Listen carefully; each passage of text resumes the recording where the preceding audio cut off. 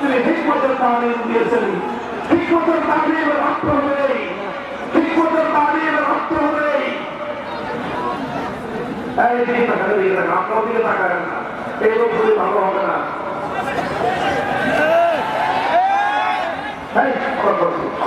সব জায়গায় খালি কথা বলো, এটাকে না করলাম তোমরা কথা বলো না, যা করো করো, হাঁটাহাঁটি করো, মারামারি করো, যা করো কথা বলো না, এই কথা শুনে আওয়াজ করবো না।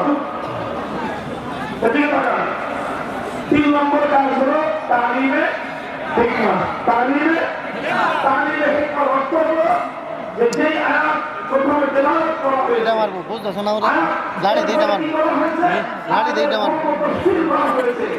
লাড়ি দিয়ে মারবো, তোমার তো মোবাইল দিয়ে সব দিক থেকে মারা যাইব না। কোরআন সংক্রান্ত তার জিম্মাদারি খতম করেন নাই এবং কোরআন সংক্রান্ত তার জিম্মাদারি খতম হয় নাই, বরং 3 নম্বর কাজ নবীর কাজ ছিল তালিমে হিকমত। তালিমে হিকমতের অর্থ হলো যে যেটা তেলাওয়াত করা হলো, যেটার মর্ম বোঝানো হলো, কোরআন শুধু বুঝা দেওয়ার দ্বারা, শুধুমাত্র ব্যাখ্যা করার দ্বারা, মুখের কথার দ্বারা আল্লাহর কোরআনকে পরিপূর্ণভাবে বাস্তবায়িত করা সম্ভব নয়। এই জন্য 3 নম্বর কাজ হলো যেটা আপনি মুখের কথা দিয়ে বোঝাবেন, এবার আপনি তালিমে হিকমতের মাধ্যমে প্র্যাকটিক্যালি